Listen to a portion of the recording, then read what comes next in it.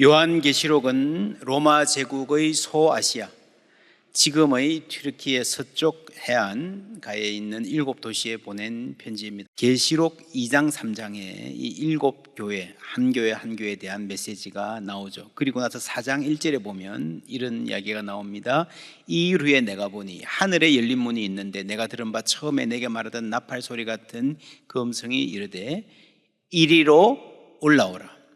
이후에 마땅히 일어날 일들을 내가 내게 보이리라 하시더라 해서 이제 주인공이 요한이 하늘로 올라갑니다. 그리고 그 예배 장면 후에 5장에 이제 본격적으로 마땅히 될 일들이 나오기 시작합니다. 내가 봄에 보좌에 앉으신 이의 오른손에 뭐가 있어요? 두루마리가 있으니 안팎으로 섰고 인이 봉해져 있습니다. 몇 개입니까? 7인으로. 이걸 떼야, 권세가 아무나 떼면 안 돼요. 권세가 있는 사람이 떼야 볼 수 있습니다.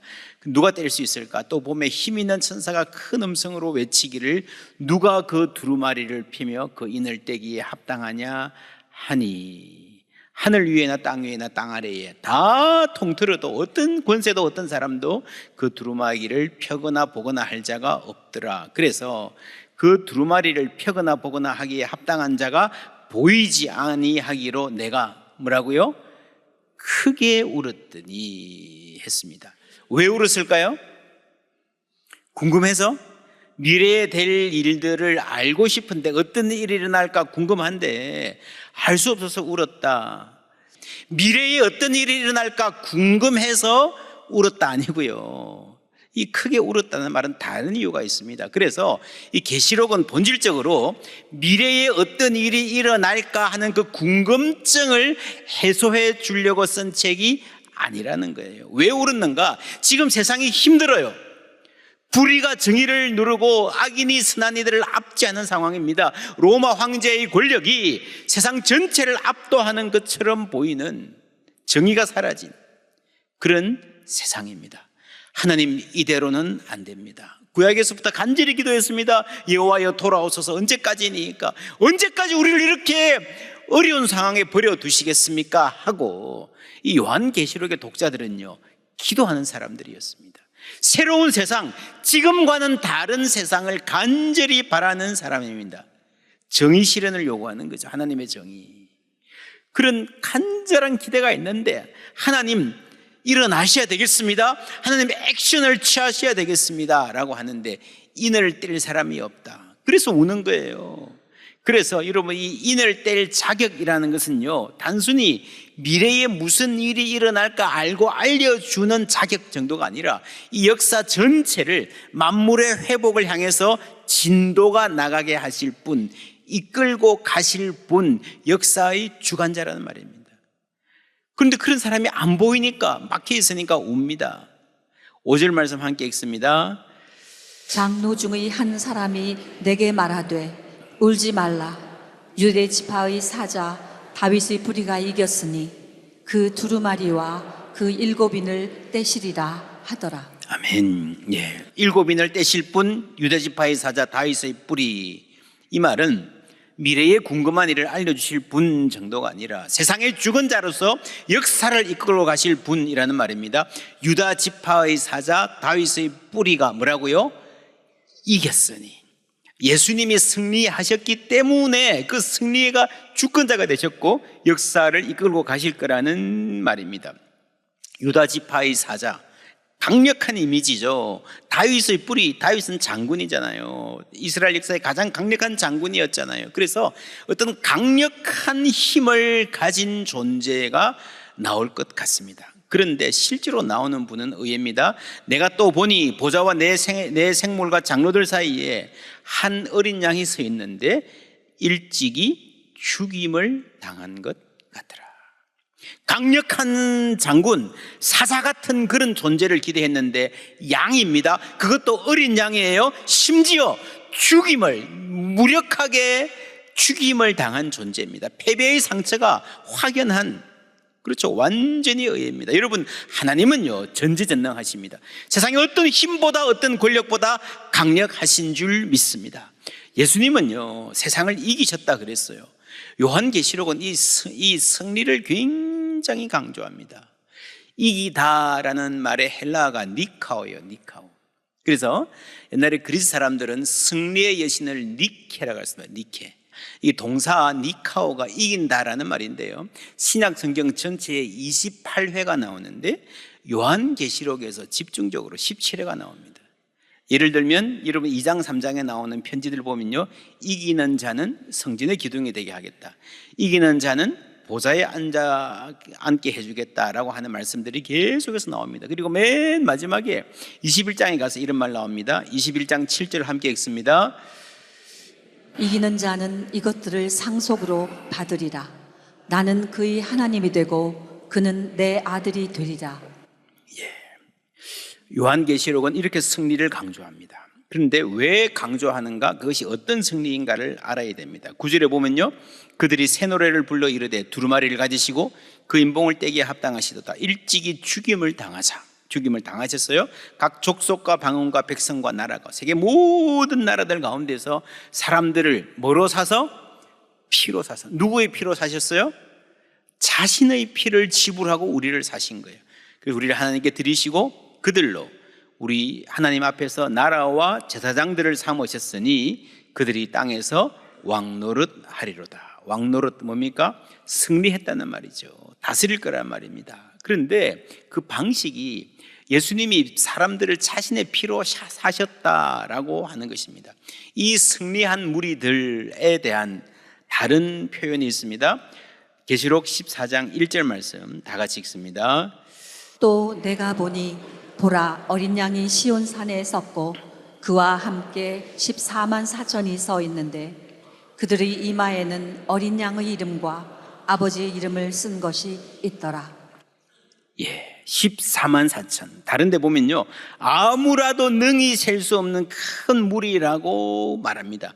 이 14만 4천은 12 완전수 곱하기 12 또 완전수 다시 만을 곱한 엄청나게 많은, 그래서 종말에 승리해서 하나님께 영광 돌릴 하나님의 백성이 대단히 많다는 말입니다. 이 숫자가 상징입니다. 숫자로 승리를 보여준다는 겁니다. 그럼 성경은요, 기록되었던 당시 사람들에게 어떻게 들렸을까를 먼저 해석하고 그 다음에 우리에게 적용해야 됩니다. 그래서 14만 4천이라는 이 말이 그 당시 사람들에게는 어떻게 인식되었을까를 먼저 생각해야 됩니다. 여러분, 구약에 바알에게 무릎 꿇지 않는 7천인이라는 말이 나오잖아요. 이 말이 여러분 믿음을 신실하게 지킨 사람들이 많다는 말입니까? 작다는 말입니까? 엘리야가 그랬어요. 하나님, 전부 다 떠나가고 전부 다 포기하고 전부 다 배신하고 나 혼자 남았습니다 라고 할 때 하나님이 까불지 마라, 7천 명이나 있어라고 이야기하는 거예요. 낙심하지 말라. 아직도 무수히 많은 사람이 네 눈에는 안 보이지만 신실하게 하나님 붙들고 있다라는 말을 하는 거예요. 그게 여러분 7천 명이에요. 엄청나게 많다라는 말씀을 하시는 거예요. 14만 4천도 마찬가지예요. 이거는 상징적인 숫자인데 이 의미는, 본래 의미는 구원받을 성도들이 무수히 많다라는 말이에요. 예수님도 똑같은 말씀 하셨습니다. 누가복음 12장 32절 함께 읽습니다. 적은 무리여 무서워 말라. 너희 아버지께서 그 나라를 너희에게 주시기를 기뻐하시느니라. 당시에 그리스도인들은 적은 무리였습니다. 그러나 무서워 말라, 위축되지 말라. 왜냐? 하나님께서 여러분에게 그 나라를 주시기를 기뻐하시는 줄 믿습니다. 결국의 역사는 하나님의 뜻대로 될 것입니다. 적은 무리가 무슨 말이에요? 첫째로 숫자가 적다는 말이에요.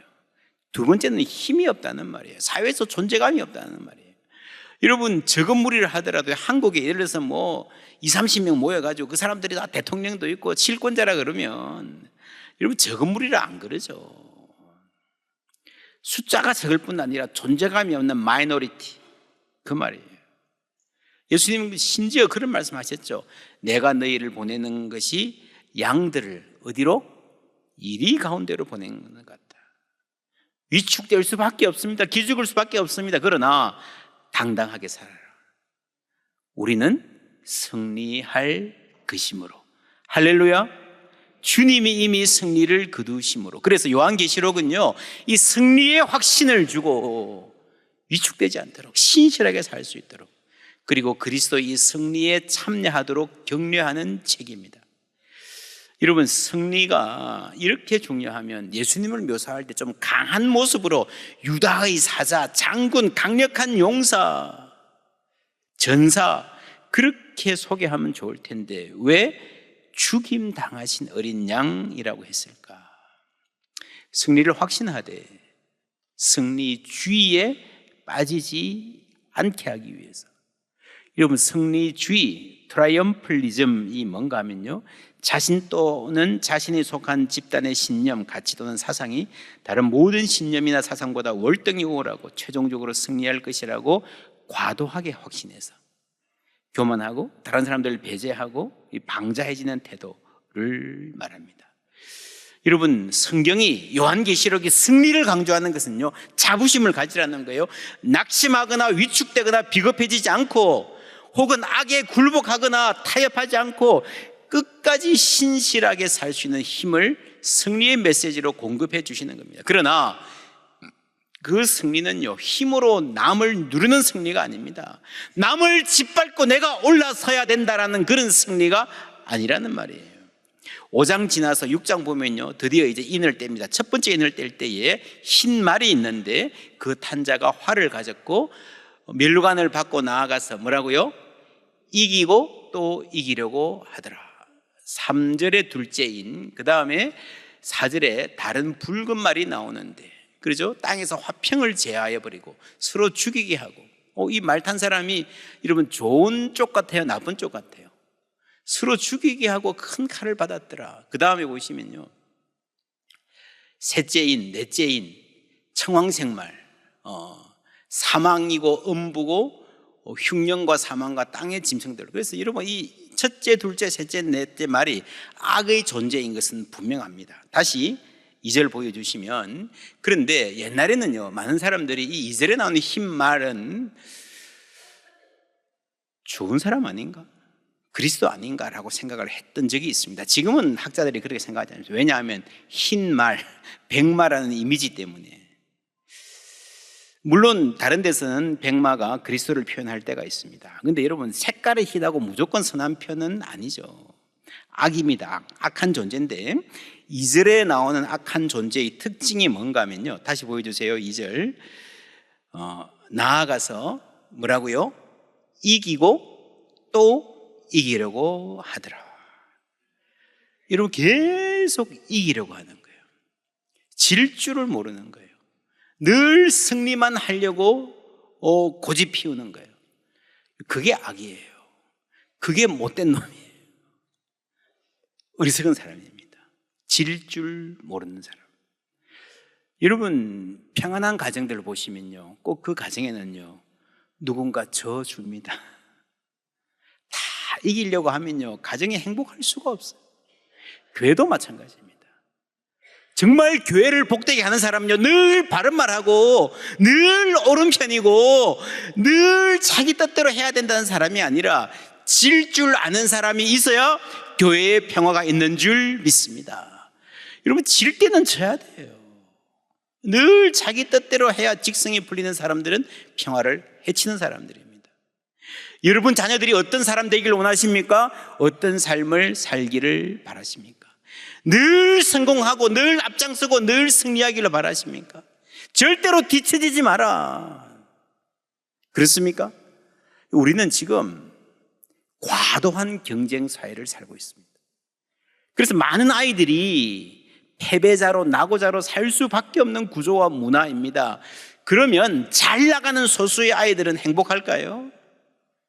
그렇지 않습니다. 승리의 승리를 거듭하면서 승리주의에 빠지기 쉽다는 거예요. 교육의 목표는 이기는 것이 아니라 성장하는 것입니다. 여러분, 때로는 지는 것이 이기는 것일 때도 있습니다. 그런 말들을 하잖아요. 유도 배울 때, 유도는 남을 넘어뜨리잖아요. 유도 배울 때 최고 먼저 뭘 가르친다 그래요? 넘어지는 법. 잘 넘어져야 됩니다. 내가 먼저 넘어질 줄 모르면요, 여러분, 남을 쓰러뜨리는 기술 그거 별 소용없습니다. 특별히 여러분 자녀가 공부를 좀 잘하거나 여러분 집안에 좀 유복해서 애들한테 뭐 마음껏 해줄 수 있거나 하면 훨씬 더 조심해야 됩니다. 그건 내가 노력해서 얻은 거 아니거든요. 착각합니다. 내가 공정하게 경쟁해서 얻은 거야. 그렇지 않습니다. 내가 앞서 나가고 승리하는 건 좋지만 그렇지 못한 사람들을 배려하지 못하면 결코 그리스도인다운 삶을 살 수가 없습니다. 내가 조금이라도 더 받았다면 여러분 그것을 하나님께 감사하는 마음 있으시기를 주님의 이름으로 축원합니다. 그래서 여러분 자녀를 사랑한다면 가급적이면요 어려운 환경에 좀 보내는 게 좋습니다. 성경에 하나님을 소개할 때 어떤 성경마다 주도적인 이미지가 있습니다. 주도적인 이미지가 뭔가 하면요, 예를 들어서 엄마가 있잖아요. 여러분 아이들의 머릿속에 엄마가 어떤 이미지가 주도적일까요? 예를 들어 어떤 아이는 엄마는 나에게 밥을 주는 사람, 엄마는 내가 힘들 때 위로하고 안아주는 사람, 엄마는 내가 나한테 늘 공부하라고 잔소리하는 사람. 다양한 이미지가 있잖아요. 그 중에 하나가 가장 주도적인 게 뭔가가 대단히 중요해요. 요한계시록이 말하는 하나님 아버지의 주도적인 이미지는 창조주입니다. 창조주 아버지, 창조의 하나님. 왠가 하면 그것이 만물을 회복하시는 하나님의 사역을 말하고 있는 거예요. 예수님의 가장 주도적인 이미지는요, 예수님을 표현하는 많은 말들이 나오지만 예수님의 가장 주도적인 이미지는 뭔가 하면 죽임 당하신 어린 양입니다. 승리인데 십자가로 승리하신 주님이라는 말입니다. 아까 우리 흰 말 이야기했는데 이 백마의 이미지가 19장에 또 나옵니다. 19장 11절부터 함께 읽습니다. 또 내가 하늘이 열린 것을 보니 보라 백마와 그것을 탄 자가 있으니 그 이름은 충신과 진실이라. 그가 공의로 심판하며 싸우더라. 그 눈은 불꽃 같고 그 머리에는 많은 관들이 있고 또 이름 쓴 것 하나가 있으니 자기밖에 아는 자가 없고 또 그가 피 뿌린 옷을 입었는데 그 이름은 하나님의 말씀이라 칭하더라. 아멘. 예, 여기서 백마 탄 자는요 의심의 여지 없습니다. 분명합니다. 예수님입니다. 충신과 진실이라. 그런데 이 구절에서 하나 약간 어려운 점이 뭔가 하면은 13절에 그가 피 뿌린 옷을 입었는데 이 의미가 뭔가 하는 것입니다. 사람들이 이걸 피상적으로 읽으면요 그냥 칼로 적들을 죽이고 그 적들의 피가 가득 묻은 그런 이미지를, 전사의 이미지를 생각할 수 있습니다. 그렇지 않습니다. 오늘을 위한 미래라는 책에 보면 전사의 옷은 그가 싸움터에 나가기 전부터 피가 묻어 있으므로 이제 싸움터에 나가는데 피가 묻어 있는 거죠. 그 피는 그의 적들이 흘린 피가 아닐 것이다. 요한은 자기 습관대로 우리의 전제들을 뒤집어 놓는다. 주석가 조지 맨지는 이를 잘 기술한다. 말탄 자의 옷을 담갔던 피는 그의 적들의 피가 아니다. 누구의 피라고요? 그 자신의 피라. 우리를 피로 사서, 우리를 그 자신의 피로 사신 거예요. 우리는 이 전사의 손에서 번쩍이는 칼을 볼, 예수님의 칼이 없습니다. 입에서 나오는 말씀, 그게 금인 거예요. 거룩한 전사는 죽임 당한 어린 양으로 뭐라고요? 남아있다. 남아있다라는 말이 무슨 말인가 하면요, 요한계시록은 십자가 그 부활 이후잖아요. 성천 이후잖아요. 영광을 받으신 후잖아요. 요한계시록의 예수님은요 땅의 고난을 다 뒤로하고 이미 하늘나라 올라가서 말할 수 없는 영광을 얻으신 분입니다. 그런데 그럼에도 불구하고 요한계시록은 천상의 예수님을 죽임 당하신 어린 양이라고 말합니다. 여러분 그 옛날에 패배의 기억, 쓰라린 기억을 다 없애버리지 않고요 끝까지 달고 가시는 거예요. 남아있는 거예요. 무슨 말입니까? 예수님은 이미 영광을 얻으셨지만 여전히 약함 가운데, 여전히 아픔 가운데 있는 우리와 자신을 동일시하시고 우리의 약함을 함께 하시는 줄 믿습니다. 그리고 여러분 예수님 사역의 가장 중요한 핵심은요 영광의 승리가 아니라 십자가의 사랑인 겁니다. 그럼 우리는 어떻게 살아야 됩니까? 우리는 그 예수님 따라가는 거예요. 기독교의 중심은, 성경의 중심은 십자가의 신앙인 거예요. 하나님의 영광과 뜻과 사랑이 가장 찬란하게 빛나는 것은요 승리의 순간이 아니라 십자가의 그 자리인 줄 믿습니다. 그래서 여러분, 영광 하면서 교회가 커져서 압도적이 되어서 다른 사람들을 소외시키며 하나님의 능력을 보여주리라, 그거 아니라는 거예요. 여러분, 교회는 십자가의 교회가 되어야 됩니다. 저는 목회하면서 늘 이 십자가의 신학을 염두에 두고 있습니다. 우리 교회가 120주년 기념하고 있는데, 여러분, 우리 교회도요, 자랑하자면 자랑할 것 많습니다. 자기 영광에 도취될 거면 나름대로 할 수 있어요. 그러나 물론 그것도 해야 되지만 가장 소중한 것은요, 십자가예요. 십자가의 예수님처럼 약한 이웃들을 찾아가고 돌보는 것이 가장 소중한 사역인 줄 믿습니다. 우리와 우리 자녀들이 이 마음 가지고 십자가의 주님 붙들고 살기를 주님의 이름으로 축원합니다. 내가 성공해서, 내가 이겨서, 내가 높은 자리에 올라가서 나의 성공을 가지고 하나님의 영광을 세상에 보여주리라, 아니에요. 어느 자리에 있든 하나님이 주신 걸 가지고 가난하고 약한 이웃들 사랑으로 돌보는 일에 최우선하는 것이 우리의 삶의 목표가 되기를 주님의 이름으로 축원합니다. 그게 여러분 십자가의 신학이에요. 죽임 당하신 어린 양, 요한계시록이 거듭 우리에게 제시해 주는 예수님은요, 죽임 당하신 어린 양입니다. 칼로 싸우는 거 아니에요.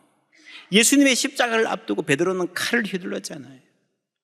여러분, 그 강해 보이는 그 사람이 결국 얼마나 약한 사람이었는지 금방 드러나잖아요. 진정한 강함은 여기에 있습니다. 악에게 지지 말고 선으로 악을 뭐라고요? 이기라. 니카. 또 나왔죠. 니카. 명령형입니다. 여러분, 나약한 순응이 아닙니다. 순교는 제국의 폭력을 신학적으로 거부하는 저항적 충성이다. 칼을 들고 싸우는 것보다 더 강력한 저항이 순교였다는 거죠. 여러분, 그들의 권력 앞에 눈 하나 깜짝하지 않고 자기 믿음을 배반하지 않은 신실함에 결국에는 로마가 무릎을 꿇었습니다. 로마의 시저는 그랬죠. 전쟁에서 이기고 왔노라 보았노라 이겼노라. 예수님은 아니었습니다. 예수님의 선언은 뭐였습니까? 다 이루었다. 어디에서 말씀하셨어요? 십자가 위에서 피를 흘리시면서. 여러분, 이 요한계시록을 기록했던 이 요한은요, 바로 그 십자가 밑에 있던 사람이잖아요. 보라 내 어머니라, 여자의 아들이니이다. 바로 그 사람이에요. 예수님의 그 옆구리에서 피와 물이 뿜어 나오는 것을 그 바로 밑에서 본 사람입니다. 다 이루었다. 그럼에도 불구하고 힘드니까, 핍박이 오니까 흔들려요. 답답해요. 위축돼요. 그때 하나님이 그의 눈을 열어서 다시 보게 하신 것은 미래에 어떤 일이 일어날 것인가에 대한 지식이 아닙니다. 그리스도의 십자가인 줄 믿습니다. 그 예수님, 그 십자가 다 이루었다 하는 그 자리로 다시 요한을 데려갔다 세우시는 것입니다. 그 십자가 안에 진정한 승리가 있는 줄 믿습니다. 그 십자가 안에 가장 빛나는 영광이 있는 줄 믿습니다. 그 십자가 안에 가장 깊은 사랑이 있는 거예요. 그 사랑 안에 잘 사는 길이 있습니다. 뭐가 잘 사는 겁니까?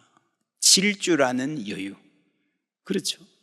이기고 또 이기려 하는, 내가 뒤처지면 안 돼 라고 그냥 핏발 서서 그냥 막 경쟁하는 그런 강박에서 자유. 여러분, 우리의 삶은 오로지 주님 손에 있음을 믿습니다. 우리를 목숨을 버리실 정도로 사랑하신 그 주님 안에서 자유하시기를 주님의 이름으로 축원합니다. 그리고 우리 가정에서, 교회에서 때로 질 줄 아는, 지고도 더 축복해 줄 줄 아는 죽임 당하신 어린 양을 예배하는 사람답게 진정한 자유, 깊은 사랑 알아가는 우리 모두 되기를 주님의 이름으로 축원합니다.